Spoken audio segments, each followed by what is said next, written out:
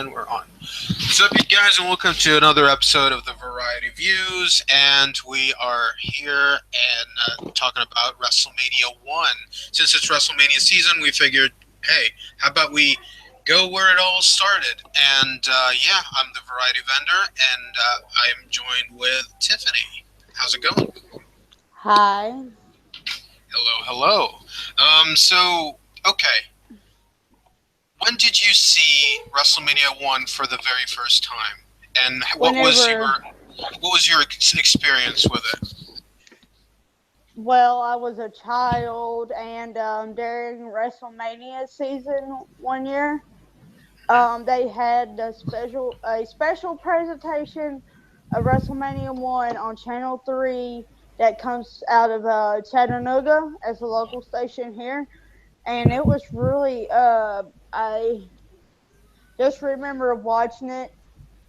I don't remember how I really felt because I was small, like maybe 5 or 6 years old. So I was really young. I might have liked it. Well, the first time I got to see it was actually not. It was like a decade or even like 15 years ago, where I was like, "Ooh, WrestleMania 1! I'd love to check it out." And then I saw it, and then as a young kid, I actually really enjoyed it. I remember really enjoying it because it was. I just loved everything wrestling. But then Me there were too. times, yeah. Uh, the blindness of being a wrestling fan, the blind love for wrestling as a young kid, of course. Um, Yeah. and like recently, like maybe 5 or 6 years ago, when I got older, I decided to watch it again, and I was like, yeah, it's not that great. It's And not. It's not. yeah, and now that I see it, well, let's get right to the review, and we will pretty much tell everybody how we felt about it.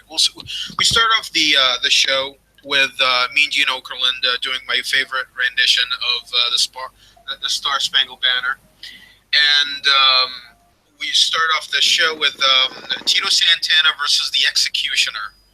And yeah, the Executioner was actually being portrayed by Playboy Buddy Rose, who was at the tail end of his career at this time, while Tito Santana was on the rise as being a great singles competitor in the mid card. So yeah, what do you think of this match? I always enjoy Tito Santana. Every match that I've ever seen him in, he's always entertained me, and he's been a lot of fun to watch. I know that he's before my time, but I do go check out my legends throughout the years, and I discovered Tito whenever I was really young, and then I watched him again as I got older. And this match, he really impressed me, while Executioner didn't. It would have been a great match if it was somebody else besides him versus with Tito Santana. Definitely, yeah. And this is we would see a pattern go on from here. This is like the start of this pattern of it's a showcase for the big stars. It's not like an actual match. It's more of like a showcase. And this was a showcase for Tito Santana because he was a hot act at that time. He was. I would even say like he was on the same level of like an Eddie Guerrero in the '90s. He was like really that hot. And yeah, this match I thought was okay as far as a squash goes, because it's Yeah, it was definitely a squash. It seemed one-sided. yeah. So yeah, for that alone, I'd say it's passable. It was okay. Then we go to King Kong Bundy against Special Delivery Jones in a A more of a useless one-sided match. match. Yeah. Go Yeah, a ahead. useless Tell me what you match. thought about it. Useless. It shouldn't even been on the card. Like, what were they trying to prove? I mean, especially Delivery Jones, I learned, um, wasn't wasn't a jobber. wasn't a jobber anywhere else but WWE, but I did see that he was in the WWE in the 70s and did lose and win matches too. And they say that he was only a jobber in WWE, but I don't understand the point of that match at all. Why they even had it. I mean, it was a squash match. Well, in the like he was hot and more in the '70s, but once he got to the '80s, that's when he started to become more of an enhancement guy. And yeah, Eli's pretty much enjoying this review. So yeah, so yeah, like I thought this match was. I don't think it was a horrible decision to have on the card because they usually do stuff like that when it comes to Madison Square Garden shows. Um, they did that they did it that a lot with Bruno San Martino back in the '60s and '70s, and they tend to do stuff like that as like a shocking thing.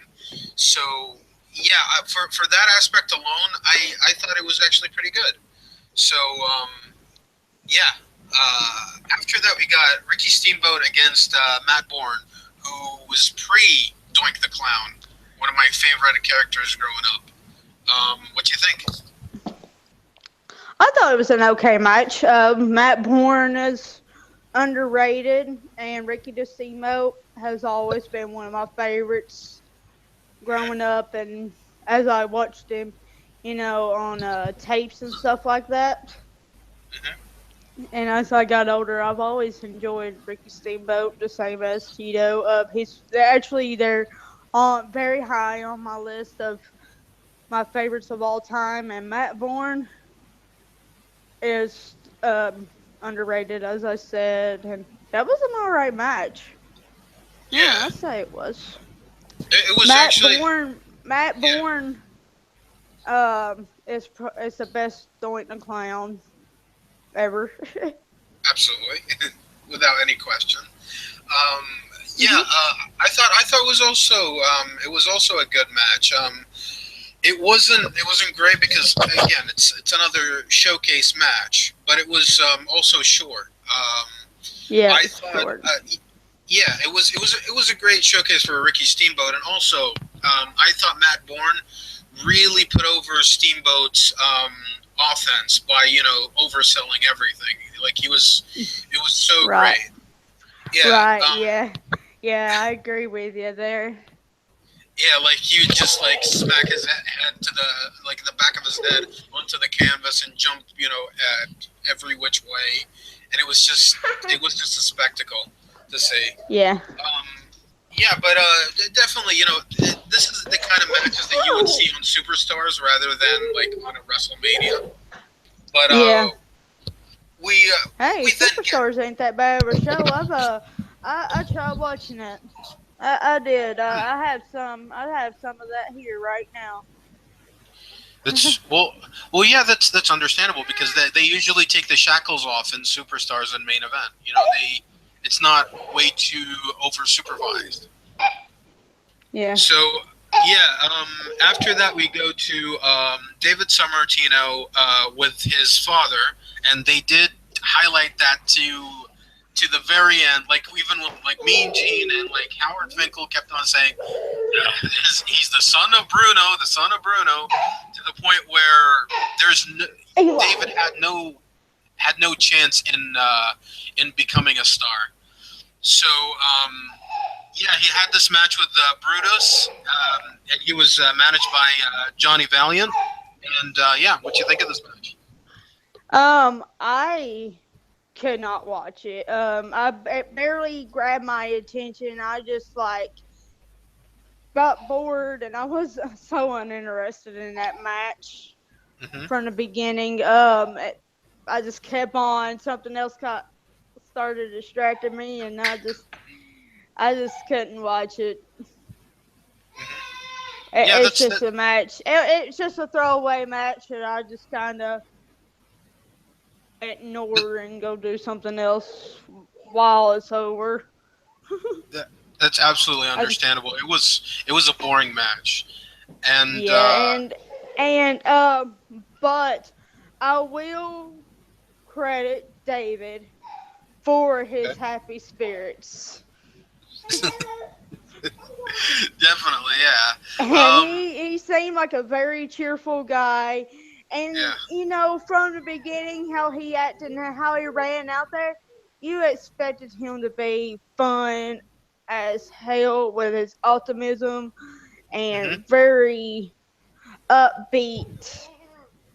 He's a very upbeat person, and I could tell that. But it's a shame that he has potential from that. From what that's what I think. But it's a shame he can never be a big star as his Yeah, father. definitely.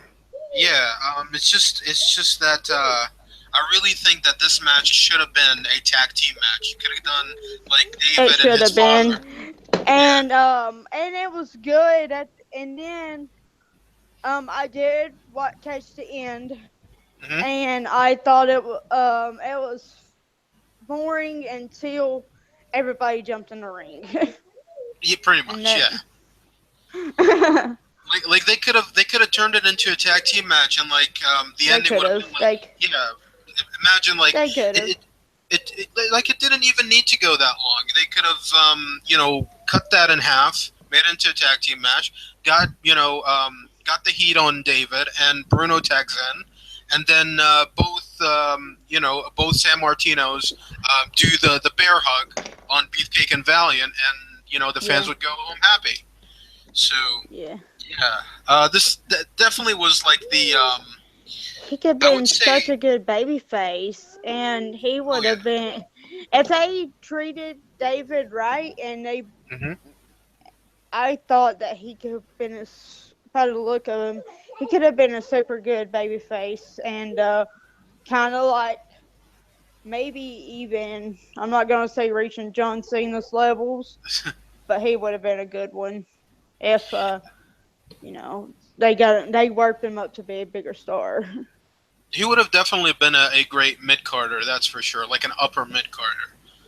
Yeah, But okay, so in my opinion, that was like the weakest match on the show. yeah. At least up to this point. And after that, we got Junkyard Dog against Greg the Hammer Valentine for the Intercontinental Championship. What do you think of this match? Uh, Really? it was boring too. Eli, hang on, man. I can't even think. What? Re-say the match again. It was Junkyard Dog versus Greg the Hammer Valentine for the Intercontinental title. Yeah, that match was another one that was just like a boring match that I couldn't even get into. I I couldn't capture my attention. But it's a shame because I've seen Dog be in better matches than that. Um, later on, besides that. I don't know because this is when he starts to go downhill as far as in ring work. Because yeah, the thing is about Yeah, Junkyard but Dog, I've he was seen good. him. Yeah, Junkyard Dog was a great wrestler in Stampede, but once he got Yeah. to the WWF, he started to his matches weren't that great. Yeah, Afterwards. as I see, that must have been one I'm thinking of then Stampede Wrestling, because I Hmm. have seen some of that, and I thought he was good, Yeah. like in that. But this is probably the lowest match I've ever seen him in. And Oh, it gets worse. It gets what's worse with him. I'm sorry, what? It gets worse with him. Like this is not the worst match he's been in. Oh, well, it's the Yeah. worst I've seen of him. I don't know. I haven't really seen a whole bunch of them. Like I haven't seen all of his matches in all of their entirety, but it's what worse of what I personally seen of him. Hmm. Well, I thought it was actually a good. It was like an above average match, and Greg sold for for Junkyard Dog like crazy. Yeah. He took his moves and he really made him look like $1,000,000. And I think that if it was anybody else against Junkyard Dog, it would have been much worse. Um, and Greg won at the end by having Yeah. his legs on the rope, and yeah, the Yeah, I've ref seen didn't see that. it. The ref didn't see it, and then afterwards, what happened? Tito came out Yep. and he said to the ref, "Hey, he had his leg on the ropes." And then the ref is like, "Well, I'll take your word for it." And then he started counting out Greg Valentine to 10, and he pretty much awarded JYD the match. And yeah, Yep. but the title Yep. doesn't change hands in a count out or a DQ. That's what Gorilla Monsoon kept on saying Nope. over and over again. No. So You're exactly right. so up to this point, it's like, ugh, A WrestleMania's not very doing that well. forgettable, very Yeah, forgettable show. definitely. Yeah, up to this point, it's like, ugh, when is this gonna start picking up? And it definitely picks up at this point, and it's Nikolai It does. Volkov and the Iron Sheik with Freddie Blassie going up against the U.S. Express, Mike Rotundo, and Barry Windham, along with Lou Albano for the WWF Tag Team Championships. Yep. What do you think of this match? It was a good match. I definitely enjoyed Iron Sheik's heel tactic as always. He's also very high on my all-time favorites list. Um, I I enjoyed it. It was a pretty good match. I'd say that it really picked up and got interesting, Hmm. and it started to get really better from such a yawn fest. So I admire how they improved their quality of the show. Definitely, yeah, and like this is when things start to get better, and you start seeing characters more than just just wrestlers. And yeah, it definitely felt like, okay, everything we saw before was like the pre-show, and now it's like the show finally started. And yeah, this was actually a really good match, but I would say it was a great TV match rather than a great WrestleMania match. Um, Yeah, yeah, yeah, so yeah, most definitely. yeah, so Iron Sheik won. Nikolai and Iron Sheik won by hitting. I believe it Iron was it Sheik Barry? hitting him, Was it hitting did him. he hit did he hit Barry or I Mike? think so. I think so. I'm not completely sure. I can't remember. But So he hit one of them with Freddie Blassie's cane, and he pretty much yeah. broke it in the back on the back of their Yep. necks. Yep, that's the heel tactics I'm talking about. Iron Hmm. Sheik never fails. And yep, he won, and it was just it was a classic tag team match. It was like you hit the right points of having a great tag team match. And it was so simple, and I really enjoyed it for that fact. Yeah. After that, we got Andre the Giant against Big John Studd with Bobby Heenan in a body slam match for 15. Okay, stop me if you've heard too many gimmicks in this match. Okay, this is a body slam match for $15,000. If Andre the Giant Yep. loses, he's retired. If he doesn't body slam Big John Studd, he gets his hair cut. Yep. Is that enough stipulations? Yep. That's enough. And It's money. just, Well, money was involved too. but yeah, the $15,000, and I love backstage when they opened up the gym bag, of all things, a gym bag instead of like an actual suitcase. You got a gym bag, and Yeah. you got like the dollar bills like crumpled up, and I'm like, no way, that's 15,000. Yeah. But that's wrestling. That's wrestling back then. Right. What do you think of this match? if it was a To match. be honest with you, I didn't really enjoy that match from Andre or Big John Studd, and I've seen them in better matches Hmm. as Junkyard Dog. They just didn't fit well together. Yeah. This was when Andre started having like back problems, and you can Yeah, tell like he was in yeah. pain. You could definitely tell that. I was about to say that. You take the words right out of my mouth. Yeah, he looked like he was struggling a little bit. Yeah, it's just it was bad to watch in that sense, but the fans were still eating it up, and The you know, fans still love Andre. absolutely, And to and be honest with you, I never really could get into Andre's matches at all much. It depends on who is fighting. hmm Who but I've seen him in awesome matches, and then I've seen him in less than average matches. That's just me. that's understandable. Like yeah, like sometimes yeah, it does get boring, but for me, if the fans are like really into it, then I'm more invested into it. And Yeah, they were definitely into this. I wouldn't even say it was a match; it was a segment.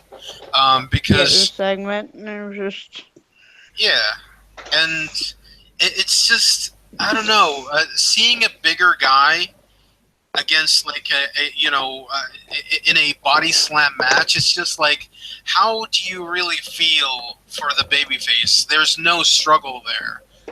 He could have like body slammed him at any point of this match. It just felt like they were stalling way too much.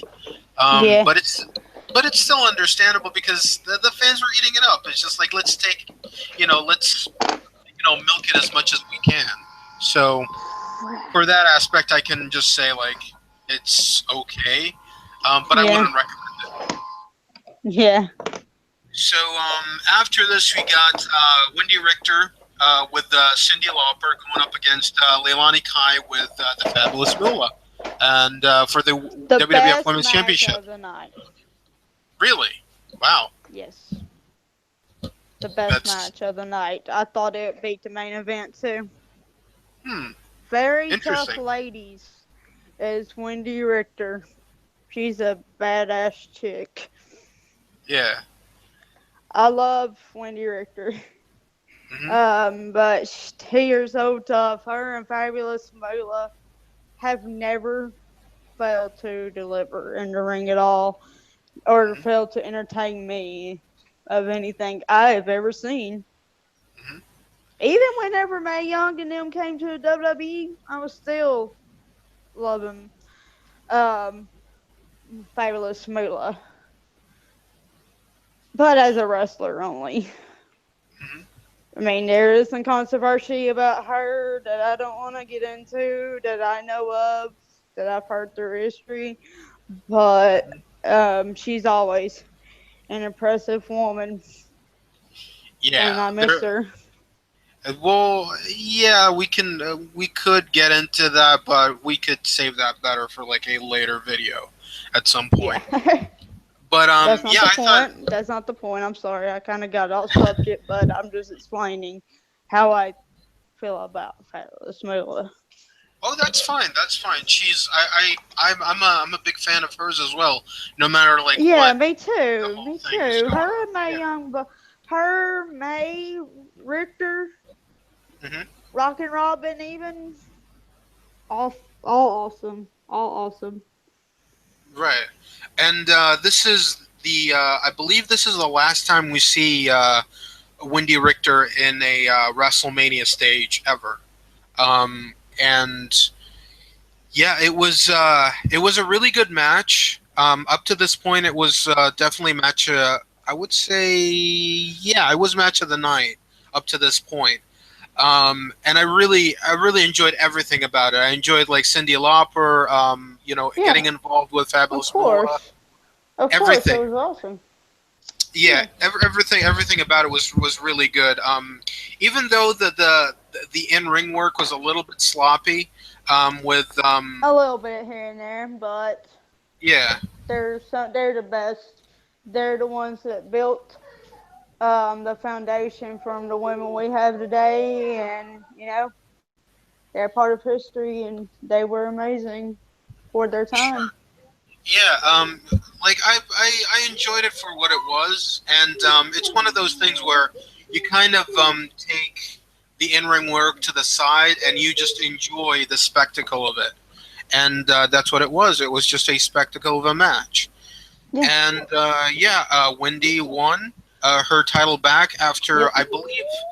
I believe Leilani won it a month prior to this.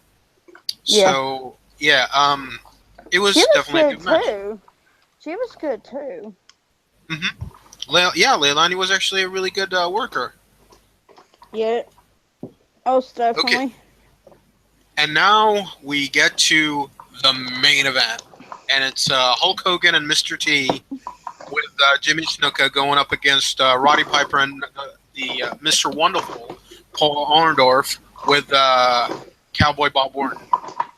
And Yeah. stop me if there's enough gimmicks to this match. You got Pat Patterson as special guest referee. You got Muhammad Ali as the enforcer. You got Liberace as the timekeeper. What else? What else was there in this match? Oh boy, there's just so much stuff going on to the point where it's like, it's what's in stake in this match? I don't get it. But still, I thought it was a fantastic match. What do you think of the main Yes, event? me too. Me too. I thought it was a fantastic match, but never let Mr. T back into a wrestling ring again. Although we do see him again in a later date. Yes, we do. We do see him again. But Unfortunately, I like Mr. T. Mr. T is cool, but he didn't belong in wrestling. sure. But It's not his thing. I think the thing is though with Mr. T is that I think he definitely stood his ground, and he actually is a better in-ring worker than most celebrities that were Yeah, in. better than anybody I've seen, but Yeah. So I'm on the fences when it comes to that. I think like you could have done something with Mr. T, but not to the point where it's like, oh, we're just gonna have him beat everybody on top, just for the yeah. sake of publicity. Paul Orndorff is one of my favorites. I've always liked Mr. Wonderful. Paul Orndorff. He's in my top 50 favorites. That's Probably my top 20 actually.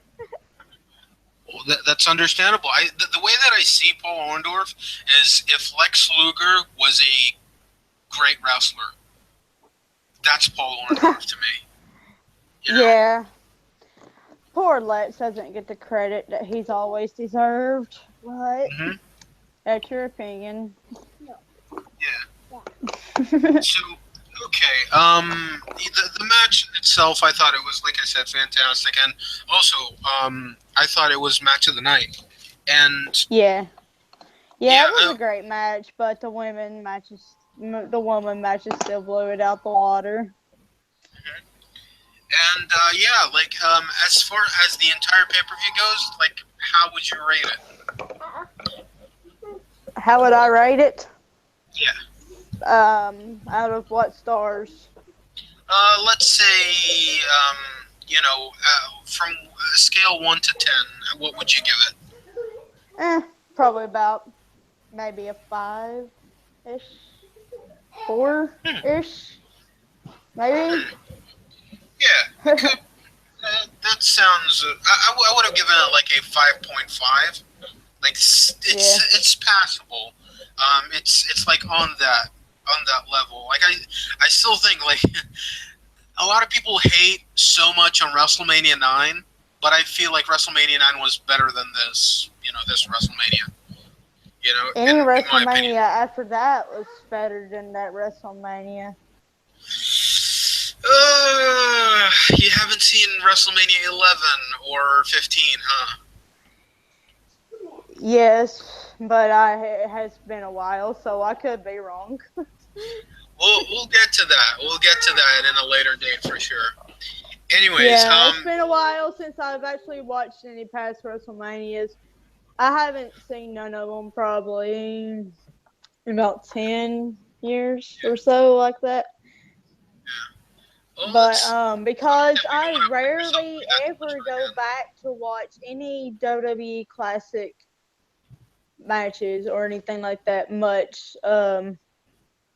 I mean, I watch the stuff before my time, but I don't go back and like watch like 2000 stuff or anything like that or the 90s stuff in a long time. I guess getting into the indies kind of blinded me from revisiting the past WWE stuff. Sure. Well, definitely. There's a lot to watch nowadays, so it's understandable. Yeah, and I'm trying to go back slowly but surely to watch some old school Raws from what I've seen as a kid, and I'm halfway through 1993. Well, over half now. I got six more shows to go until I go on to 94. But I am just strongly considering getting some pay-per-views too. Well, we'll definitely cover those in the coming days for sure, or even coming months. Yeah. Yeah. Yeah, Well, you're gonna be introducing me back to the classic WWE stuff because haven't seen it ages, and I actually kind of liked that we did something classic, awesome. We'll definitely even if it wasn't the best. we'll we'll definitely cover past shows in the coming future. But anyways, this was our WrestleMania review, and from WrestleMania 1, 1985. Wow, it's been 32 years, right? Yeah. Wow. Uh, God, where does time go? So with that being said, rate, comment, favorite, how, please subscribe. Tiffany, say goodbye. Bye, guys.